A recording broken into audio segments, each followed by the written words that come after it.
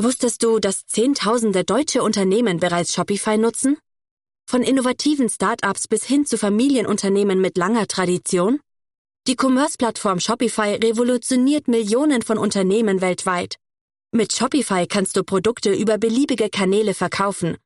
Ob persönliches POS-System oder umfassende E-Commerce-Plattform. Auch Social Media und Marktplätze wie Facebook, Instagram und eBay werden unterstützt. Dank der ständig wachsenden Auswahl innovativer Funktionen und des zuverlässigen technischen Supports ist es ganz einfach, dein Business mit Shopify aufzubauen. Ob Produktpräsentation oder Bestell- und Zahlungsabwicklung. Shopify bietet alles, was du für die Verwaltung deines Business brauchst. So kannst du dich ganz auf dein Business konzentrieren. Shopify kostenlos ausprobieren und dein Business voranbringen. Shopify.de/try besuchen. Also Shopify.de/try. Made for Germany. Powered by Shopify.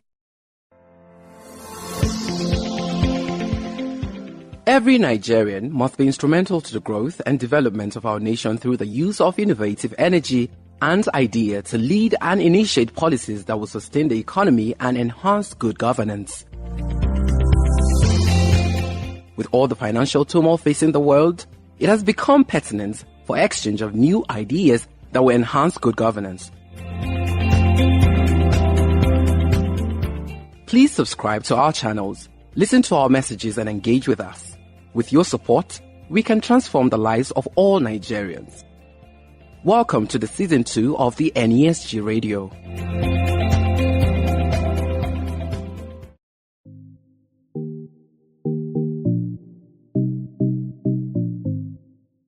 Good afternoon, everyone, and welcome to the NESG Radio. My name is Ese Ibomaba, and I will be hosting Dr. Mariah Saleh on the NESG Radio today. She's a Technical Director, Reproductive, Maternal, Newborn, and Child Health at the Chemonics International. Dr. Saleh is also the thematic lead of the Public Health Policy Commission at the NESG Radio. Welcome, Dr. Saleh. Thank you, Ese. It's nice to be here. Thank you for coming. We'll just get right to it. So, how do you, in your professional life, break the bias concerning gender relations? All right, thanks, Ese. I gave a similar talk recently, and I had to ask myself, what exactly is bias? Because this year's theme for International Women's Day was break the bias. And in exploring that, I realized that there's a difference between bias and discrimination. So bias is generally an attitude that seeps in from, the social space and then affects the way people interact in the workplace. While discrimination is actually breaking a law or a legislation. So what are those attitudes that I've experienced, based on my gender? I can give you a few examples. In several situations, I would go into a meeting with a male colleague. I'm senior to him. He's more likely to be asked to sit at the table, and then I'll be offered a seat, somewhere at the back. It's much less now, but, much earlier in my career, I experienced that quite a bit. I've also been asked, when I was traveling to the northern part of the country, I was asked to request a more mature man accompany me to meet stakeholders. Now, I could understand the director's reasoning for that, in that he understands how women are perceived in the northern part of the country. But we need to be able to challenge those biases. If they see a woman once, the second time, it will not be the first time they see her.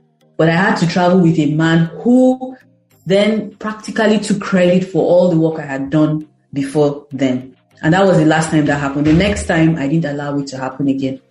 In my previous life, I was a clinician. And then while I was doing a surgery posting as an intern, another example I'm giving you now, a senior colleague was handing out snacks during the meeting, a weekly meeting. And he looked at me and he asked me why I was watching him, a man, distribute snacks during the meeting. Now, before that time, he had not told me he was distributing snacks. If it was a matter of seniority, I definitely would have offered to help him. But then he added, as a woman. So based on that, I refused to join him to distribute the snacks, because then he's not talking to me as a professional anymore. And that was the last time that happened.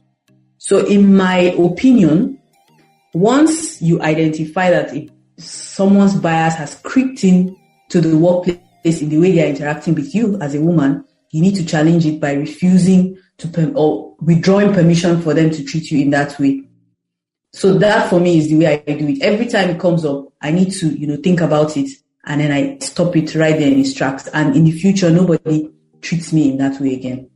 Thank you so much for your response. I think a lot of women can relate to a lot of the instances that you've mentioned. So I'm sure in a lot of these instances, it was a gradual process. So you've gone from middle management to upper management, and now you're in upper management. But historically, a lot more women in middle management than they are in upper management. And I'm sure this is why most of these instances are so prevalent as well. So, but how can we mitigate this and make sure that there are more women in high-level positions so that when they do see women in this position, it's not a foreign thing and they don't have these same experiences that you've had? So I think the first thing is an organization needs to be conscious of these things, because there are a variety of reasons. It could be from within the organization, it could be from, the context from which they are functioning in, kind of the environment. So, but they need to take that lens, a gendered lens, look at their recruitment policies, their retention policies, what are the practices.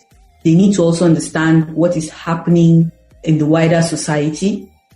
For instance, it could be that in the past, women were not as well educated as men, therefore not rising up through the ranks in management. And then now you have middle management. Maybe there was an improvement in the past. In that case, they would need to focus more on improving retention, improving the capacity of their staff. And it could be all staff. It could be uniform for all. It's just that, they brought a consciousness to it. They could also, take a decision to hire a woman who could inspire the other women in middle management, so that, as time goes on, women mature and then they can take up these higher level positions. In other cases, it could just be that traditional views are still prevalent in the workplace.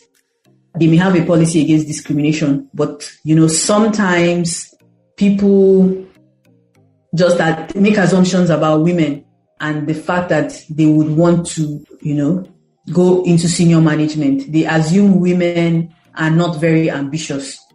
In the past, I was having an informal discussion with the CEO, and he admitted he didn't like taking on married women. And, instantly, my hackles went up, like, why not? He said, well, when, they are newly married, they take a long time off to get married for the wedding and then, the honeymoon period. And then shortly after that, they take time off again for maternity. When their child is ill, they go off. For me, that's a bias right there. He hasn't even given them the opportunity to function as married people. He just brought his biases from wherever and just determined that, okay, I don't really want to hire women. And that's definitely going to affect the number of women you see in that organization. And it was true. There were hardly any directors or otherwise in that organization. So directly to the organizations, I would say, make allowances for women. They're actually serving a biological function and they deserve a place in the office, in the workplace. They are serving a key function and we need to design the workplace to accommodate this. And they don't need to actually stop working for this to happen. We already know that in societies where women's labor goes unpaid, the society suffers for it. Poverty rates are higher. What we need to do is to be more supportive, both to the men and the women, and make them feel welcome when they come back without necessarily passing on the feeling that the company is suffering or that it's a privilege or they're doing them a favor. Thank you, Dr. Saleh, for your response. I completely agree with you. You mentioned an instance where a colleague of yours took a majority of the credit when you went out for work. So I was just curious, do you think women are giving credit in the same way their male counterparts are? Usually not. Women usually have to work a lot harder to receive the credit that they deserve. Again, there could be a variety of reasons. It could be, some intrinsic factors from within the women. It could be with their upbringing from a young age, or just, naturally the way women are. But women tend not to speak up, tend to doubt themselves more, tend to be more of perfectionists, and are more likely to hand over their ideas to a man to present. Possibly, because men are viewed as being more confident. It could also be linked to biases. For example, women working in a group with a man, just automatically, the man is viewed as being more intelligent or more hardworking, and they are more likely to receive the credit. We know that has been changing over time. However, it's changing too slowly. Thank you again, Doctor, for all your comments. Thanks for having me. Yeah, it was also a pleasure being here. Do you have any last words or comment that you'd like to give to us today?